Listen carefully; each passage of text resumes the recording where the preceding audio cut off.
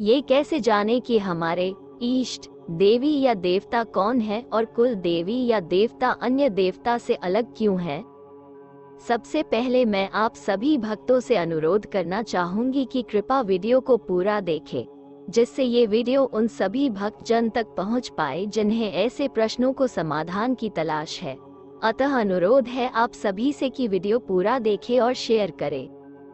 हमारे इष्ट देवी देवता हमारे और ईश्वर के बीच में मध्यस्थ होते हैं, जो सीधे तौर पर हमारे कुल हमारे परिवार की रक्षा करते हैं।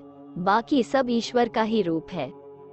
आधुनिकता ने जो सबसे बड़ा नुकसान किया है वह हमारे धर्म का, हमारी संस्कृति का किया है। हमारे पूर्वजों को घर के देवी देवता, उनकी पूजन विधि सबका ज्ञान होता तो जो उन्हें उनके पूर्वजों द्वारा मिलता था। इस प्रकार यह परंपरा चली आ रही थी। प्राचीन समय में लोग संयुक्त परिवारों में रहा करते थे।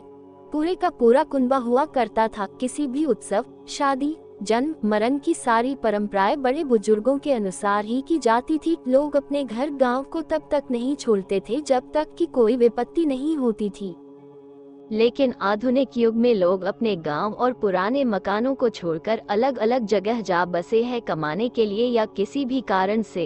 अब चूंकि इष्ट देवी या देवता या यूं कह ले कुल देवी देवता का स्थान या मंदिर वही किसी गांव में ही है। अब कुल चलते हैं गोत्र से, तो गोत्र भी किसी विशिष्ट स्थान या विशिष्ट व्यक्ति ही प्रतिनिधित्व करते हैं। गोत्र किसी स्थान या हमारे किसी पूर्वज के नाम से चलते हैं। अब करना ये है कि सबसे पहले आपको ये जानना होगा कि आपका गोत्र क्या है, जो संभवतः सबको पता होता है। नहीं पता तो हम हमारे बुजुर्गों या समाज के किसी विशिष्ट व्यक्ति द्वारा पता लगा सकते हैं। गोत्र के बाद पता करना होगा कि हमारे गोत्र की उत्पत्ति किस गांव, शहर या किस पूर्वज से हुई है। इसके लिए भी हमें हमारे बुजुर्गों की ही सहायता लेनी होगी। ये सब पता करने के पश्चात हमें इतना पता लग ही जाएगा कि हमारे गोत्र के जो इष्ट देवी या देवता है वो कौन है, उनका मंदिर कहाँ है। इस प्रकार हम कुल देवी या देवता के साथ उनके मूल देवी या देवता का भी पूजन कर सकते हैं। अगर आपको कुछ भी पता नहीं लग पाता तो आप किसी ज्योतिष या ज्ञानी पंडित की भी मदद ले सकते हैं, जो आपकी कुंडली देखकर पता लगा सकते हैं कि आपको किनकी आराधना करनी चाहिए।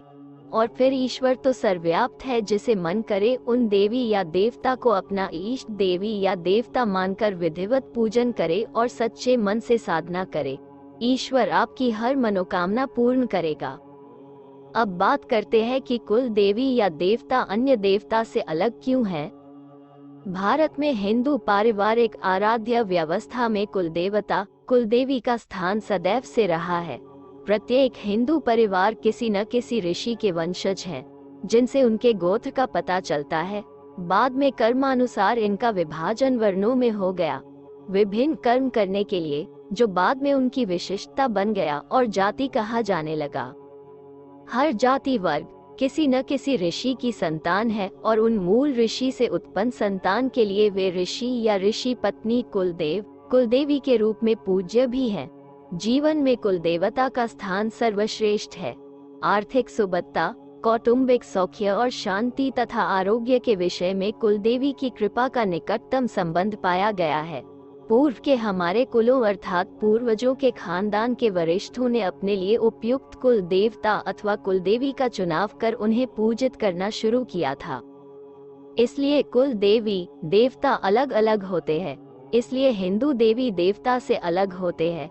ऋषि मुनि के वंश से कुल बनता है। ये एक प्राचीन परंपरा है, जब गांव में ही इसकी पूजा होती थी। अब अधिकतर लोग गांव छोड़ चुके हैं, लेकिन उनमें से एक व्यक्ति उस कुल देवता को अपने साथ ले जाता है। जब जरूरत पड़ती है तो लोग उनके यहाँ से ले आकर पूजा करने के बाद वापस कर देते हैं। मेरे यहाँ भी कुल देवता की पूजा शादी के समय या शादी के बाद होती है। हम लोग गांव में एक परिवार कुल देवी को मानते हैं, ताकि एक आध्यात्मिक और पालौकिक शक्ति कुलों की रक्षा करती रहे, जिससे उनकी नकारात्मक शक्तियों, ऊर्जाओं और वायव्य बाधाओं से रक्षा होती रहे तथा वे निर्विघ्न अपने कर्म पथ पर अग्रसर रहकर उन्नति करते रहें। कुल देवी देवता दरअसल कुल या वंश की रक्षक देवी देवता होते हैं। ये घर परिवार या वंश परंपरा की प्रथम पूज्य तथा मूल अधिकारी देव होते हैं। सर्वाधिक आत्मीयता के अधिकारी इन देवों की स्थिति घर के बुजुर्ग सदस्यों जैसी महत्वपूर्ण होती है। अतः इनकी उपासना या महत्व दिए बगैर सारी पूजा एवं अन्य कार्य व्यर्थ हो सकते हैं। इनका प्रभाव इतना महत्वपूर्ण होता है कि यदि ये रुष्ट हो जाए तो अन्य कोई देवी देवता दुष्प्रभाव या हानि कम नहीं कर सकता या रोक नहीं लगा सकता। इसे यूं समझे, यदि घर का मुखिया पिताजी माताजी आपसे नाराज हो तो पड़ोस के या बाहर का कोई भी आपके भले के लिए आपके घर में प्रवेश नहीं कर सकता, क्योंकि वे बाहरी होते हैं। खासकर सांसारिक लोगों को कुल देवी देवता की उपासना इष्ट देवी देवता की तरह रोजाना करना ही चाहिए। ऐसे अनेक परिवार देखने में आते हैं जिन्हें अपने कुल देवी देवता के बारे में कुछ भी नहीं मालूम नहीं होता है, किंतु कुल देवी देवता को भुला देने मात्र से वे हट नहीं जाते, वे अभी भी वही रहेंगे। यदि मालूम न हो तो अपने परिवार या गोत्र के बुजुर्गों से कुल देवता देवी के बारे में जानकारी लेवे। ये जानने की कोशिश करे कि झडूला मुंडन संस्कार आपके गोत्र परंपरानुसार कहाँ होता है या जात कहाँ दी जाती है, या विवाह के बाद एक अंतिम फेरा 5, 6, 7वां कहाँ होता है। हर गोत्र धर्म के अनुसार भिन्नता होती है। सामान्यतः ये कर्म कुलदेवी कुल देवता के सामने होते हैं और यही इनकी पहचान है। समय क्रम में परिवारों के एक दूसरे स्थानों पर स्थानांतरित होने, धर्म परिवर्तन करने, आक्रांताओं के भय से विस्थापित होने, जानकार व्यक्ति के असमय मृत होने, संस्कारों के क्षय होने, विजातीयता पनपने, इनके पीछे के कारण को न समझ पाने आदि के कारण बहुत से परिवार अपने कुल देवता देवी को भूल गए अथवा उन्हें मालूम ही नहीं रहा कि उनके कुल देवता देवी कौन है या किस प्रकार उनकी पूजा की जाती है। इनमें पीढ़ियों से शहरों में रहने वाले परिवार अधिक हैं।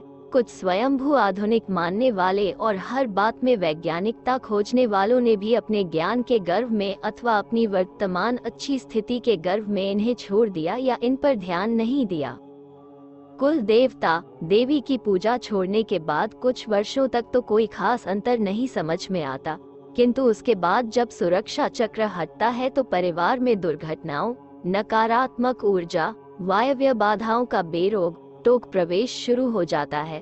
उन्नति रुकने लगती है, पीढ़ियां अपेक्षित उन्नति नहीं कर पाती, संस्कारों का क्षय, नैतिक पतन, कलह, उपद्रव, अशांति शुरू हो जाती है।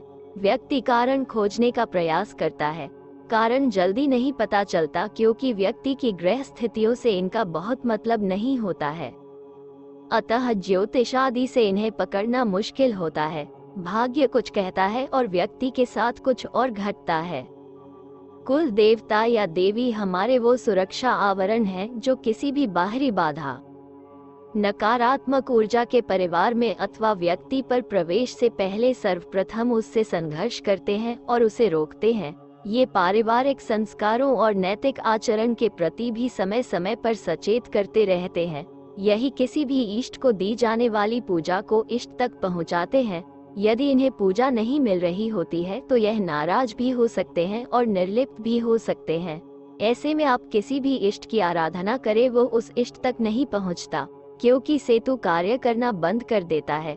बाहरी बाधाएं, अभिचार आदि नकारात्मक ऊर्जा बिना बाधा व्यक्ति तक पहुंचने लगती है। कभी कभी व्यक्ति या परिवारों द्वारा दी जा रही इष्ट की पूजा कोई अन्य बाहरी वायव्य शक्ति लेने लगती है, अर्थात पूजा न इष्ट तक जाती है न उसका लाभ मिलता है। ऐसा कुलदेवता की निर्लिप्तता अथवा उनके कम सशक्त होने से होता है। कुलदेव परंपरा भी लुप्तप्राय हो गई है। जिन घरों में प्रायः कलह रहती है, वंशावली आगे नहीं बढ़ रही है, निर्वंशी हो रहे हो, आर्थिक उन्नति नहीं हो रही है, विकृत संतानें हो रही हो अथवा अकाल मौतें हो रही हो, उन परिवारों में विशेष ध्यान देना चाहिए। कुलदेवता या देवी संबंधित व्यक्ति के पारिवारिक संस्कारों के प्रति संवेदनशील होते हैं और पूजा पद्धति, उलटफेर, विधर्मीय क्रियाओं अथवा पूजाओं से रुष्ट हो सकते हैं। सामान्यतया इनकी पूजा वर्ष में 1 बार अथवा 2 बार निश्चित समय पर होती है। ये परिवार के अनुसार भिन्न समय होता है और भिन्न विशिष्ट पद्धति होती है। शादी, विवाह, संतानोत्पत्ति आदि होने पर इन्हें विशिष्ट पूजाएं भी दी जाती हैं।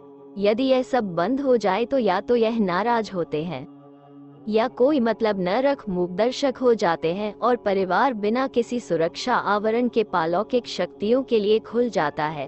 परिवार में विभिन्न तरह की परेशानियां शुरू हो जाती हैं। अतः प्रत्येक व्यक्ति और परिवार को अपने कुल देवता या देवी को जानना चाहिए तथा यथायोग्य उन्हें पूजा प्रदान करनी चाहिए, जिससे परिवार की सुरक्षा उन्नति होती रहे।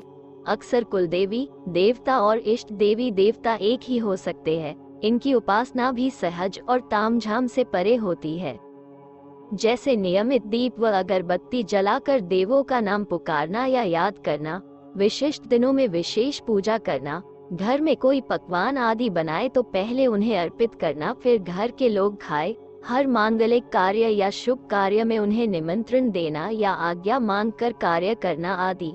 इस कुल परंपरा की सबसे महत्वपूर्ण बात यह है कि यदि आपने अपना धर्म बदल लिया हो या इष्ट बदल लिया हो तब भी कुल देवी देवता नहीं बदलेंगे, क्योंकि इनका संबंध आपके वंश परिवार से है। किंतु धर्म या पंथ बदलने सके साथ साथ यदि कुल देवी देवता का भी त्याग कर दिया तो जीवन में अनेक कष्टों का सामना करना पड़ सकता है, जैसे धन नाश, दरिद्रता, बीमारियां, दुर्घटना, ग्रह कलह, अकाल मौतें आदि। वही इन उपास्य देवों की वजह से दुर्घटना, बीमारी आदि से सुरक्षा होते हुए भी देखा गया है। ऐसे अनेक परिवार भी मैंने देखा है जिन्हें अपने कुल देवी देवता के बारे में कुछ भी नहीं मालूम। एक और बात ध्यान देने योग्य है, किसी महिला का विवाह होने के बाद ससुराल की कुल देवी देवता ही उसके उपास्य हो जाएंगे, न कि मायके के। इसी प्रकार कोई बालक किसी अन्य परिवार में गोद में चला जाए तो गोद गए परिवार के कुल देव उपास्य होंगे। कुल देवी कुल देवता के पूजन की सरल विधि। 1. जब भी आप घर में कुल देवी की पूजा करें तो सबसे जरूरी चीज होती है पूजा की सामग्री। पूजा की सामग्री इस प्रकार ही होना चाहिए: 4 पानी वाले नारियल, लाल वस्त्र, 10 सुपारी, 8 या 16 श्रृंगार की वस्तुएं, पान के 10 पत्ते, घी का दीपक, कुमकुम, हल्दी, सिंदूर, मौली, 5 प्रकार की मिठाई, पूरी, हलवा, खीर, भिगोया चना, बताशा, कपूर, जनेऊ, पंचमेवा। 2. ध्यान रखें, जहाँ सिंदूर वाला नारियल है वहाँ सिर्फ सिंदूर ही चढ़े, बाकी हल्दी कुमकुम नहीं। जहाँ कुमकुम से रंग नारियल है वहाँ सिर्फ कुमकुम चढ़े, सिंदूर नहीं। 3. बिना रंगे नारियल पर सिंदूर न चढ़ाएं। हल्दी फ्रोली चढ़ा सकते हैं, यहाँ जनेऊ चढ़ाएं, जबकि अन्य जगह जनेऊ न चढ़ाएं। 4. 5 प्रकार की मिठाई ही इनके सामने अर्पित करें, साथ ही घर में बनी पूरी, हलवा, खीर इन्हें अर्पित करें। 5. ध्यान रहे कि साधना समाप्ति के बाद प्रसाद घर में ही वितरित करें, बाहरी को न दें। 6. इस पूजा में चाहे तो दुर्गा अथवा काली का मंत्र जप भी कर सकते हैं, किंतु साथ में तब शिव मंत्र का जप भी अवश्य करें। 7. सामान्यतः पारंपरिक रूप से कुल देवता कुल देवी की पूजा में घर की कुंवारी कन्याओं को शामिल नहीं किया जाता, इसलिए उन्हें इससे अलग ही रखना चाहिए। विशेष दिन और त्योहार पर शुद्ध लाल कपड़े के आसान पर कुल देवी कुल देवता का चित्र स्थापित करके घी या तेल का दीपक लगाकर, गूगल की धूप देकर, घी या तेल से हवन कर चूरमा बाटी का भोग लगाना चाहिए। अगरबत्ती, नारियल, सतबनी मिठाई, मखाने दाने, इत्र, हर फूल आदि श्रद्धानुसार। कुल देवी कुल देवता को नहीं पूजने नहीं मानने के दुष्प्रभाव। परिणाम: कुल देवता या कुल देवी का हमारे जीवन में बहुत महत्व होता है। इनकी पूजा आदिकाल से चलती आ रही है। इनके आशीर्वाद के बिना कोई भी शुभ कार्य नहीं होता है। यही वो देव या देवी है जो कुल की रक्षा के लिए हमेशा सुरक्षा घेरा बनाए रखती है। आपकी पूजा पाठ, व्रत कथा, जो भी आप धार्मिक कार्य करते हैं उनको वो आपके इष्ट तक पहुंचाते हैं। इनकी कृपा से ही कुल वंश की प्रगति होती है। लेकिन आज के आधुनिक युग में लोगों को ये ही नहीं पता कि हमारे कुलदेव या देवी कौन है, जिसका परिणाम हम आज भुगत रहे हैं। आज हमें ये पता ही नहीं चल रहा कि हम सब पर इतनी मुसीबतें आ क्यों रहे हैं।